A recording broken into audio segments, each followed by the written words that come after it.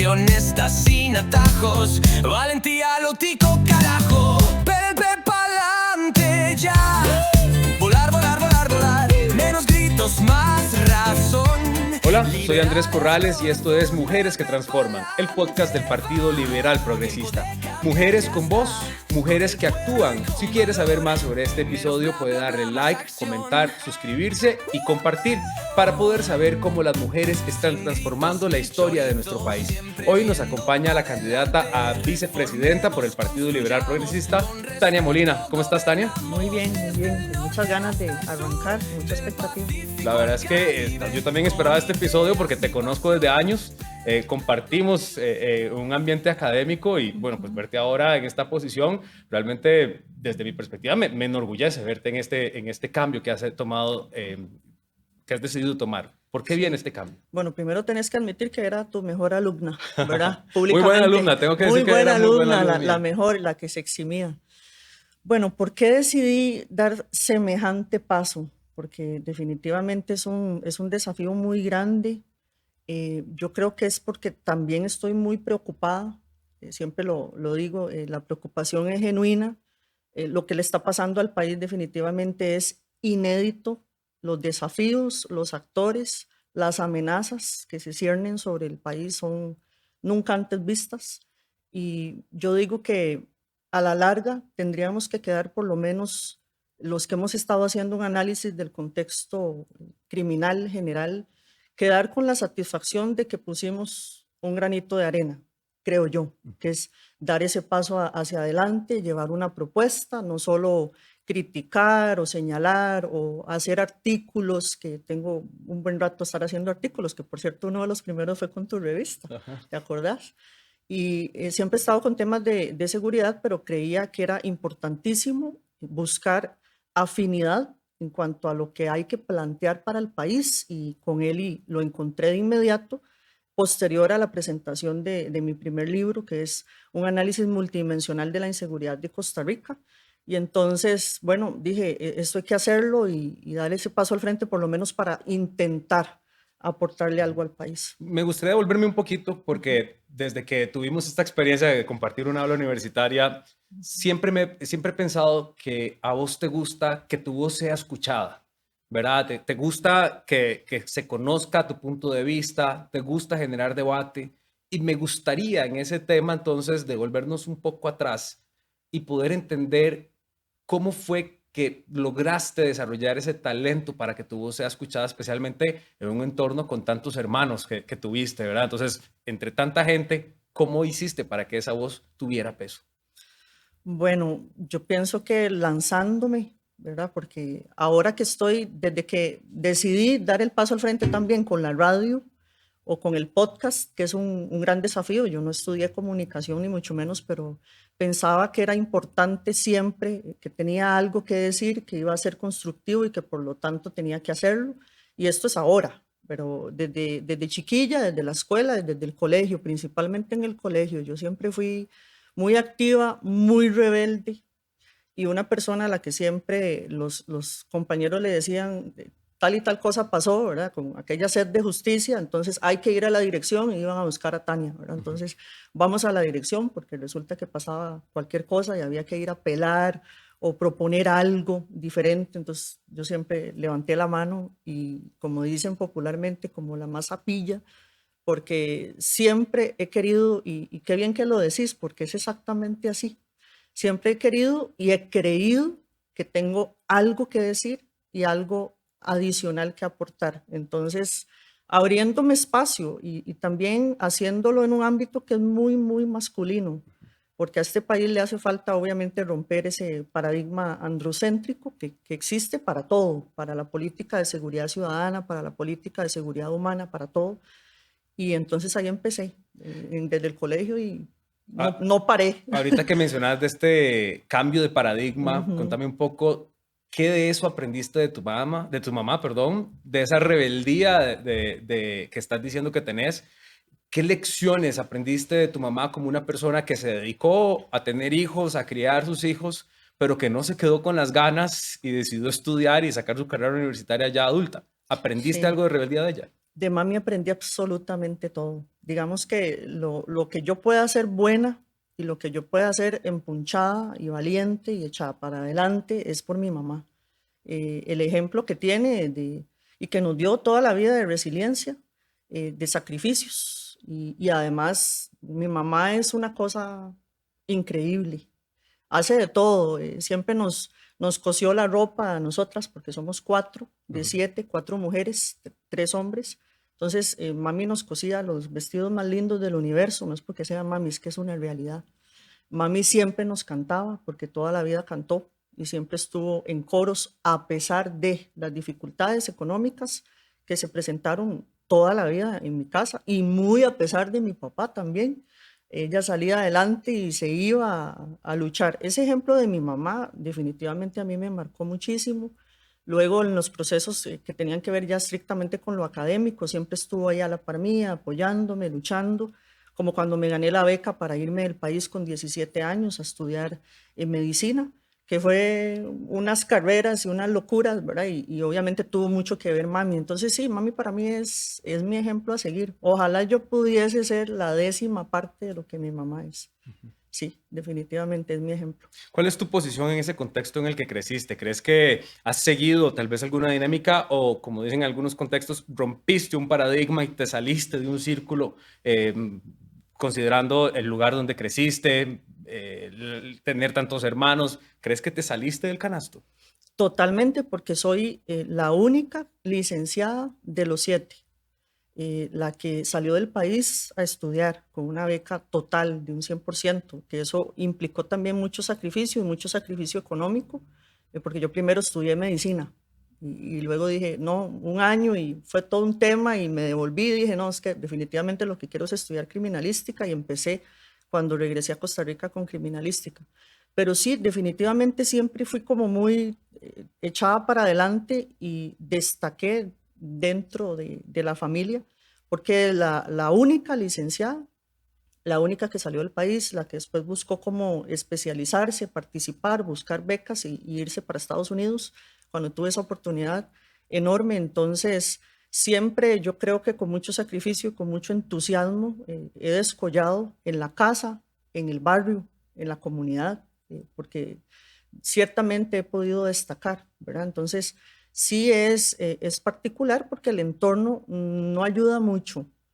Criarse en Atillo, en los barrios del sur, donde hay tantas dificultades, hay de todo, ¿verdad? Pero ciertamente en el colegio principalmente, pues tenés mucho contacto con personas que están ahí también en el colegio, pero que vienen de barriadas que son un poquito más marginales que Atillo, Sagrada Familia, gente de Alajuelita o de algunos sitios particulares que están entre los Atillos, San Sebastián, que viven en condiciones incluso precarias, ¿verdad? Entonces, digamos que uno sí destaca cuando logra subir todos esos peldaños y salirse. Está también muy expuesto a factores de riesgo, hay mucho consumo, la gente te consume drogas a la par. Lo normal y lo usual es que los jóvenes, ¿verdad? Se salen del colegio para irse a los parques a consumir drogas y yo siempre fui muy valiente, digo yo, porque decirle que no a las drogas era bastante complicado, ¿verdad? Y me imagino que en el contexto donde además tenés la presión de tus compañeros del colegio, de tus amigos del colegio, ¿verdad? Esto que me estás contando sobre tu adolescencia, tu infancia, me lleva a realmente pensar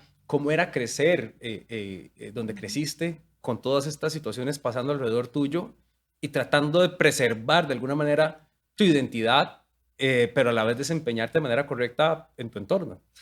Mami tuvo mucho que ver, o todo que ver, porque cuando uno está en la adolescencia, lo normal es que, para empezar, si viene de un entorno fracturado o de una familia quebrada, como es el caso de mi casa, ¿verdad? Con mis papás divorciados y con tanto problema que hubo siempre, por lo menos en la relación mamá-papá, ¿verdad? Mi papá fue una figura absolutamente ausente. Entonces, mami siempre estuvo muy pendiente y muy encima, porque yo creo que a uno para poder pasar del otro lado del río necesita que la mamá esté ahí sosteniéndolo a uno, diciéndole, por ahí no es, y llamándole la atención. Entonces, yo a mami le agradezco todos los coscorrones que me pegó y todo lo que me supervisó, porque impidió que obviamente yo me relacionara con gente que no tenía que relacionarme, porque si era, tenía que ir a buscarme para impedir que eso pasara, lo iba a hacer, ¿verdad? Y siempre incentivó en mí desarrollar porque vio que tenía mucha inteligencia. Entonces ella decía, no, usted no puede estar con esas personas, no se puede hablar con ellos, después del colegio para la casa. Toda la persecución que me dio resultados.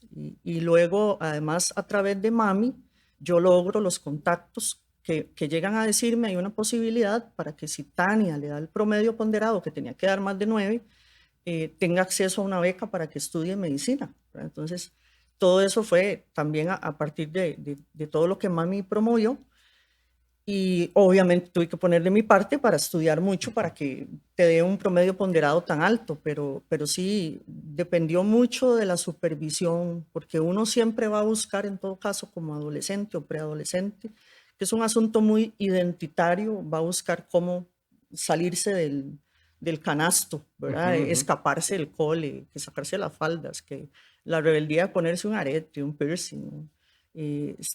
Mentirle a la mamá, irse a los bailongos que habían antes, incluso clandestinos, ¿verdad? Que las tardes juveniles, etcétera. Y siempre hubo una gran exposición al consumo. Y bueno, yo por dicha tuve una mamá con mucho carácter, muy brava, que estuvo muy pendiente y que siempre me habló, que esa es otra cosa que es clave, hablar de los temas con mucha franqueza y con mucha apertura para impedir que uno vaya a caer en consumo. Por lo que te he escuchado, venís de un hogar fragmentado o quebrado, venís con ejemplos de papá y mamá muy diferentes. Tu mamá buscó estar encima tuyo para guiarte, encaminarte, pero a la vez fue un ejemplo porque cumplió, como decíamos ahora, la expectativa de ser madre y todo lo que aplica con esto, ¿verdad? Pero también cumplió sus sueños. Y siendo que este es un podcast de mujeres que transforman, ¿cómo ella te transformó a vos? ¿Cómo ella se convirtió en un ejemplo para vos? Sí, es exactamente lo que estás diciendo. Más que imponer con el ejemplo, porque para ver yo a mami, siendo nosotros 7, con las dificultades que enfrentábamos económicas, que pasamos muchas dificultades, y verla a ella hacer sacrificios, y ya grande, con los 7 en la casa, empezar a estudiar administración de empresas, ir a pulsear, como decimos popularmente, una beca para meterse a estudiar derecho ya tan grande, con todos nosotros ya estábamos grandecitos. Verla a ella también hacer esos sacrificios para ir a los ensayos, ver a mi mamá cantando en el Coro Sinfónico Nacional. eh, es un ejemplo que obviamente yo decía, yo tengo que llegar a ser algo como mi mamá, lo más parecido a mi mamá, porque con el ejemplo es con lo que yo creo que definitivamente se marca la diferencia. Tiene que ser así, con lo que yo hago y con mi ejemplo, pues obviamente voy a jalar a las demás, a impulsar a las demás. Entonces mami siempre también me fomentó mucho, porque yo siempre he tenido mucho carácter, que todo ese carácter que yo tengo se pueda canalizar de una forma adecuada, ¿verdad? Bueno, si te gusta moverte mucho, hacer deporte, o cuando nos metió a los scouts también, que eso es un factor protector. Entonces, meterme a mí con mi hermano en los scouts, eh, tratando también de protegernos. Entonces, sí, yo creo que la base es el ejemplo. Te escucho mucho hablar del carácter en diferentes contextos y situaciones, pero ¿cómo es tu carácter? Bueno, es que eso es como relativo. ¿Cómo lo podemos calificar? Porque hay gente que habla sobre el carácter o sobre el temperamento. Podríamos decir que no soy una perita tan dulce, puede ser, que me molestan mucho las injusticias, que sí tengo, digamos que si veo algo que es incorrecto, no voy a callar. Y tiendo, por supuesto, a defenderme, y si tengo que defender a un tercero, yo siempre voy a dar el paso al frente. Entonces, si eso es tener mucho carácter, sí tengo mucho carácter. Yo hasta además te diría que sos contundente, Muy clara con contundente lo que también, querés, con lo que muy esperás, pragmática. con lo que Sí, decís, sí, ¿verdad? sí, muy pragmática también. Porque yo creo que hay que también dejar de usar eufemismos o tratar de bajarle el tono a ciertas cosas o disfrazarlas. Yo no tiendo a hacer eso, sino más bien en lo posible resolver los temas de una forma honesta, sincera, pero directa. Tania, ¿qué, qué aspecto te gustaría contar sobre algo tuyo que crees que podríamos o deberíamos saber, pero que no pondrías en tu currículum? Hay algo para ver, como algún miedo o alguna cosa Ujú, así. ujú. Bueno, le tengo mucho, mucho, mucho, mucho miedo, casi pánico al agua. Fatal, digamos, me pongo fatal. Con las lluvias estas Entonces, intensas y entonces todo. si uno tiene que poner algo en un currículum a la larga o cuando te hacen las pruebas, las psicométricas y preguntas que son de cierta naturaleza como para descubrir a qué le tiene uno miedo, a la larga uno lo medio manipula porque uno quiere verse perfecto. Pero sí, sí me da mucho miedo el agua y eso fue porque me puse a jugar con mi hermana mayor, Laura, en la playa y según ella haciendo ahí una hazaña, me botó en el agua y fue una cosa terrible, casi me ahogo y después de ahí dije, no Chao. quiero nada con el agua. Entonces eso no lo pondría, Ok. puede ser. Bueno, ahora que estamos hablando de miedos, démosle un poquito el giro a este tema. El miedo que tiene el costarricense hoy de caminar, de sentirse inseguro en la calle, y siendo esto una de tus especialidades, ¿cuál es tu propuesta respecto a atacar ese miedo de la gente por el tema de la seguridad en nuestro país? Eso es muy grande, todo lo que nosotros estamos planteando, porque yo he dicho, he señalado en muchos espacios que aquí en Costa Rica hay que hablar más de las violencias, que solo estamos hablando de la violencia homicida, obviamente, por obvias razones estamos hablando de sicariato, porque lamentablemente y por desgracia ya casi 3 costarricenses mueren asesinados cada 24 horas y eso es dramático. Yo creo que ya no hay nada más dramático que eso. Y entonces hay que hacer muchísimo desde un foco que es multidimensional, que tiene que ser abordado también pensado desde la seguridad humana. Entonces, cuando se habla de seguridad humana, es distinto a la seguridad ciudadana. Y ahí tiene que estarse abordando todo, es que es hasta la seguridad vial que no tenemos. Ahora resulta que podemos quedar con el vehículo con agua hasta el techo, atrapados cerca de la Universidad de Costa Rica, que las vías y la infraestructura de este país no reúne las condiciones casi que ni para mover cargas.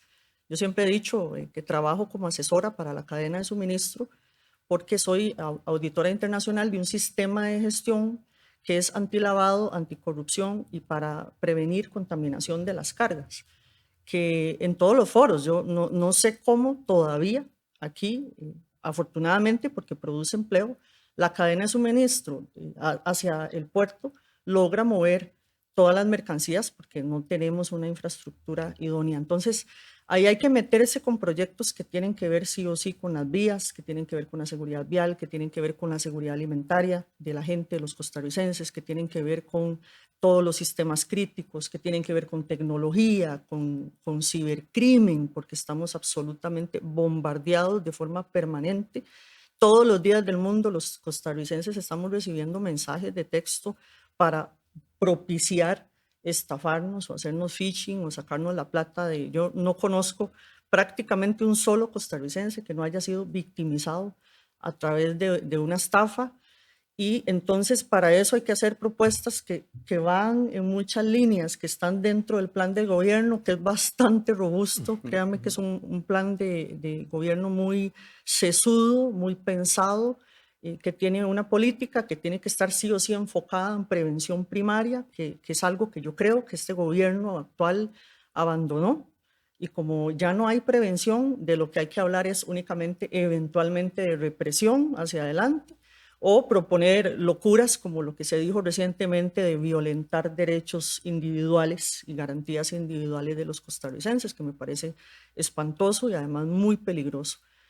Tania, perdón, pero estás abriendo el tema de seguridad a un montón de aristas diferentes y perspectivas y me surge la pregunta entonces de por dónde debemos empezar. Entiendo, como usted está hablando, educación, pero ¿cuál tipo de educación, cuál tipo de seguridad o cuál arista es la que tenemos que empezar a atacar desde, con la educación para que realmente este país pueda superar esos problemas de seguridad que tiene? Sí, es que es educación y es todo, pero nosotros estamos planteando un golpe certero, conciso al crimen organizado, y eso es crimen organizado transnacional y local. Para poder lograrlo, eso es como una gran telaraña que hay en todo el país, porque ya cubre todo el país, o como un virus, como un ejemplo, como un virus que ataca todo el sistema que es el país. Ya estamos viendo la violencia absolutamente disparada en las áreas rurales, en San José, en todas las provincias.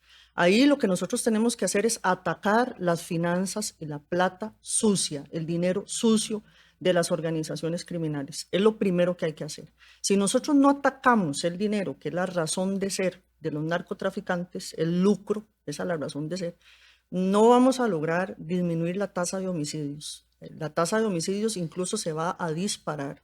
Va a llegar un momento que ya lo hemos visto en este país, que es una cosa espantosa. Ya hemos tenido fines de semana con 12 personas asesinadas. Y hay un problema muy severo que es el de la normalización de la violencia, como ya la gente, y pues en los celulares incluso está esperando como la noticia del día, el muerto del día, y cómo se deja Es pasar. como en la pandemia, que íbamos esperando a ver cuánta gente Espantoso. salía. Bueno, casi que como una Teletón, ¿verdad? Casi que están llevando un conteo y es una cosa muy dramática porque no son estadísticas, son personas y todo lo que eso implica. Entonces, lo primero que nosotros estamos proponiendo hacer, incluso hay una política que está trazada para los primeros 100 días de gobierno, de hacer esa estrategia que es absolutamente interrelacionada con los otros poderes de la República y con proyectos de ley. Hay un apartado con propuestas para proyectos de ley.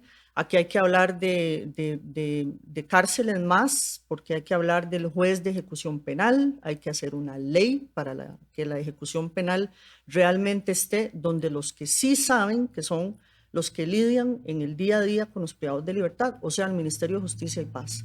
Y que el Instituto de Criminología, que no es un instituto y que no tiene criminólogos, pero que está creado por ley, realmente se convierta en un instituto. Esos son reuniones o comisiones de encargados de áreas con administradores que están ahí dentro del sistema penitenciario nacional, con abogados en el mejor de los casos, con trabajadores sociales, pero no tienen criminólogos. Entonces, todo eso hay que convertirlo en algo que realmente emita criterios técnicos, como tienen que ser criminológicos, y que sí sean vinculantes. Y para que sean vinculantes hay que transformar esa ley penal, que es la de ejecución penal más bien. Y otras leyes que estamos proponiendo, pero lo primero sí o sí tiene que ser ese golpe a la economía, al dinero sucio, y también que hay que hacer lo que es muy importante. Nosotros tenemos acá, se habla muy poco del ICD, que es el Instituto Costarricense sobre las Drogas, y que la política hoy está vencida, así de simple. Este gobierno incluso destituyó a los directores, al director y la directora adjunta. No hay directores nombrados, pero la política, que es lo más importante, que es lo más trascendental, no existe.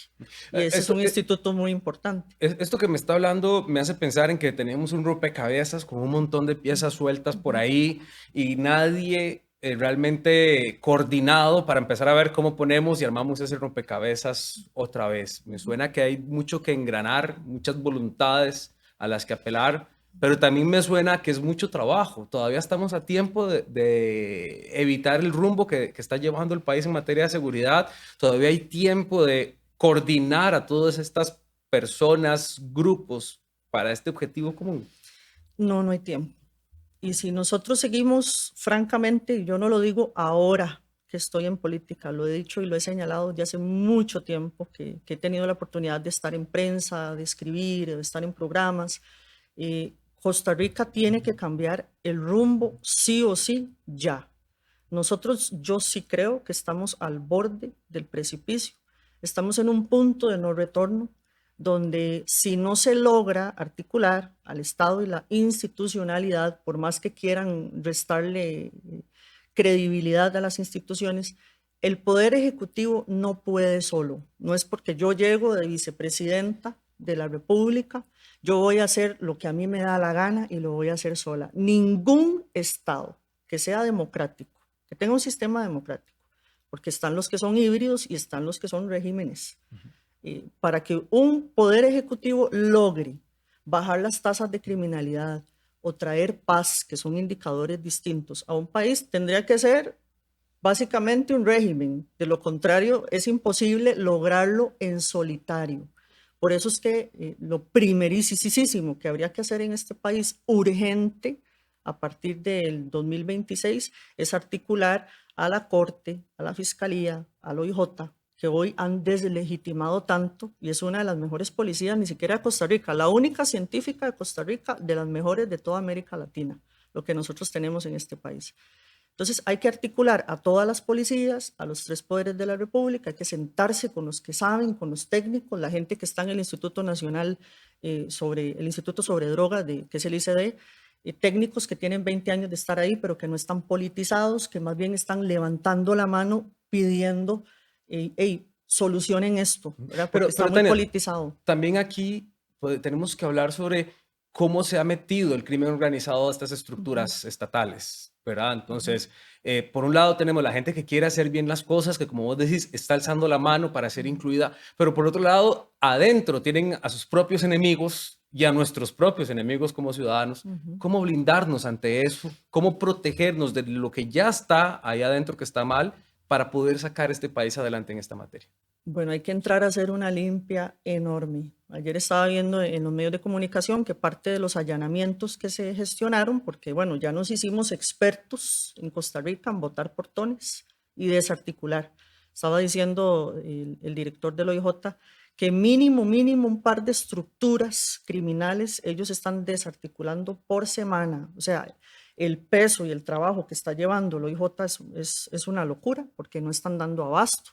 Podríamos llegar ahí perfectamente muy rápido, que fue lo que le pasó a Ecuador. Ecuador en cuestión de un quinquenio creció hasta un 800% en la tasa de homicidio y eso es tremendo. Nosotros entre el 23 y el 24 un 40%, un poquito más. Y si nosotros no llegamos con un plan muy fuerte anticorrupción, pero de verdad, no ¿verdad? Cajita blanca, que ahora lamentablemente estamos viendo como en los allanamientos, en los operativos, resulta que hay un policía de tránsito o que ayer salen en los medios de comunicación que hay un oficial de la fuerza pública activo pedido en extradición. Eso te tiene que decir algo. Eso es más o menos decirle a la gente, tengan una idea, dimensionen qué tan contaminado está la fuerza pública, todas las policías. Aquí hay temitas que hay que resolver en aduanas, con Correos de Costa Rica, con paquetería, qué entra, a qué horas.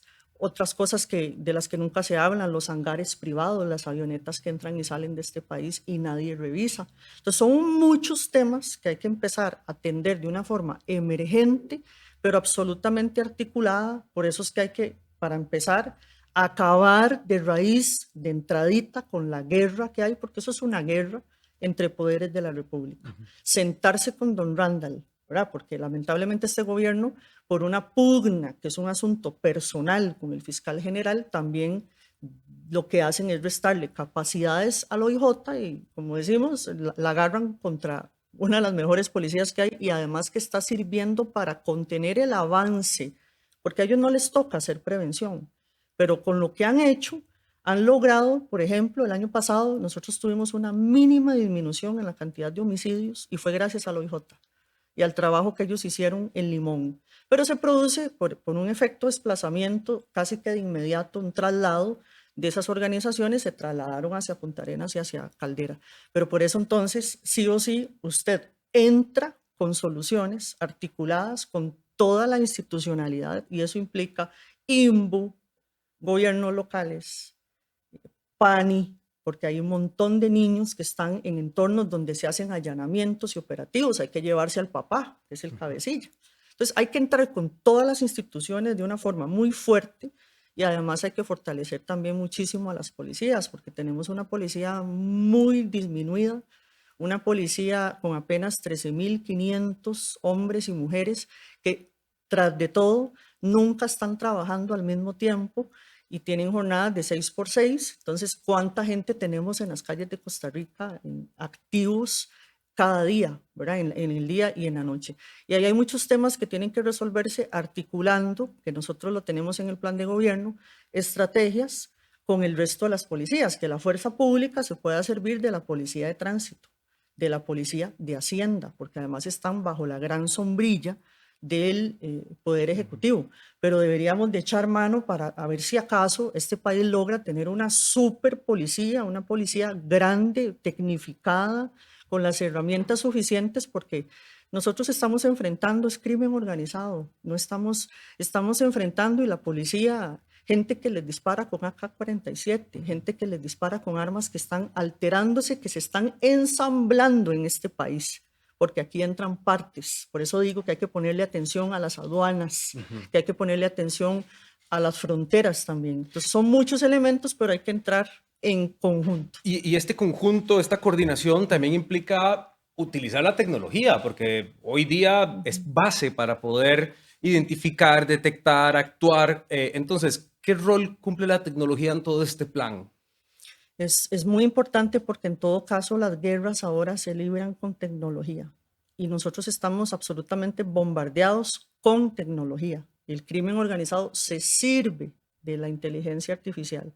Si nosotros no tecnificamos el país y no nos llenamos de dispositivos y de tecnología de avanzada, con más escáner, que para empezar, en frontera terrestre no hay un escáner funcionando. Entonces aquí entra cualquier cantidad de mercancías al país por el sur de la frontera con Panamá, que eso es una zona hipercaliente, y en qué condiciones entran esas mercancías. Hay temas que hay que resolver que tienen que ver con radares. Prácticamente en este país solo hay un radar. Había un radar en el Coco y lo quemó un rayo y nunca más. Entonces nosotros hoy no sabemos, los costarricenses, si están saqueando nuestros mares o no, porque nosotros de todos modos, cuántas Costa Ricas caben en nuestro mar territorial.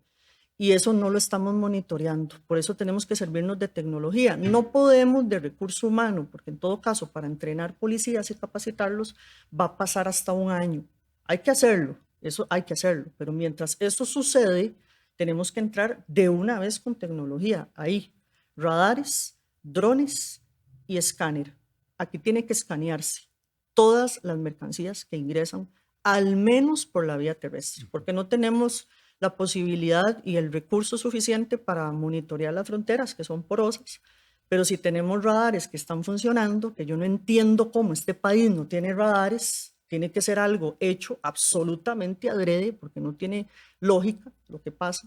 Y pues a nosotros por el Pacífico y por el Atlántico nos bombardean día y noche con lanchas, que además también, que esto es muy importante, las mismas personas de las comunidades que están cerca al mar, te lo dicen, escuchan las avionetas llegan, vienen de San Andrés, vienen de Colombia y tiran la cocaína con GPS, la tiran y la gente sale a pescarla o mandan a los adolescentes que ya los reclutaron a pescar esa droga mar adentro. Eso pasa por Manuel Antonio, parques nacionales, es una locura. Entonces, nosotros no tenemos el suficiente recurso humano, deberíamos de poner entonces tecnología para poder monitorear y blindar de alguna forma, y con esto termino, que es muy importante. Tenemos que blindar las fronteras y solo lo podemos hacer con tecnología, no lo podemos hacer, tendríamos que tener básicamente un ejército en las fronteras para que puedan lograr patrullar esa inmensidad que implica Costa Rica, y es muy importante hacerlo con tecnología porque además este país está lleno de cocaína.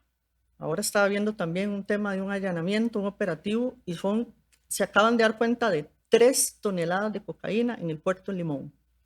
¿Por dónde entraron? ¿Por dónde entró toda esa cocaína? ¿Cómo se mueve por todo el país?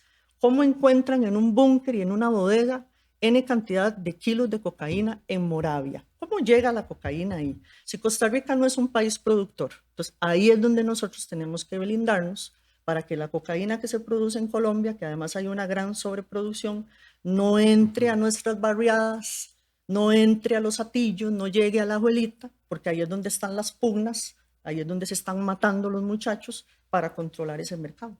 Claro que sí. Tania, es súper interesante escucharte, es súper interesante escuchar a una persona que sabe de lo que habla y que se ha preparado realmente para hablar. Entonces, te voy a dar un minuto y medio para que puedas hacer tu última reflexión sobre este tema y sobre la necesidad de que podamos asegurar nuestro país por el beneficio del futuro de todos nosotros.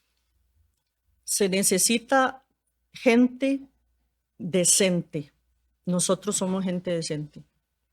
Gente que sepa cómo hacerlo, cómo resolverlo y que además lo implemente de inmediato, porque básicamente la situación que nosotros tenemos en el país es crítica. Entonces, para poder resolver todos los problemas que tenemos hoy en cuanto a todas las violencias, la mayoría de esas violencias son producto del crimen organizado, que es local, pero antes de ser local, ese crimen organizado es transnacional. Por lo tanto, hay que blindar las fronteras, sí hay que tener mayor recurso policial, pero en paralelo, toda la institucionalidad se tiene que articular. Y aquí hay que articularse con los gobiernos locales que tienen policías, que tienen que sí o sí estar al servicio de la fuerza pública también, y además 35,000 oficiales, hombres y mujeres en la industria de seguridad privada que deberían de estar, porque en todo caso por ley son auxiliares, para resolver, porque son el primer anillo. La seguridad privada en este país está cuidando los niños, los centros comerciales, nuestras casas, todo lo están cuidando. Entonces hay que echar mano de eso que tenemos y hay que hacerlo de una forma emergente, con tecnología sí o sí, y muy importante que no se nos puede quedar, hay que bloquearle el dinero sucio a los narcotraficantes. Solo el 1% del capital emergente en este país se persigue. Esto dicho por el fiscal adjunto de apellido Molina recientemente. El 99% del capital emergente y el dinero sucio de este país está circulando y está circulando ensangrentado. Tiene que ver con contrabando de cigarrillos, con contrabando de alcohol y con otros mercados. Así que o entramos de forma emergente a partir de febrero, o sí nosotros yo creo que vamos a perder la batalla porque va a ser muy complicado. Tania, muchas gracias por tu participación en este episodio del podcast. Muchas gracias por compartir tu conocimiento y por supuesto por compartir todo esto que realmente te ha formado como una persona lista para llevar las riendas en materia de seguridad y transformar un poco el rumbo que lleva este país. Y a ustedes también les agradecemos su compañía en este episodio. Recuerden que pueden hacer clic para darle me gusta, comentar, compartir o suscribirse a este podcast y conocer, así como a Tania, otras mujeres que también están transformando la historia de nuestro país. Nos vemos en el siguiente episodio.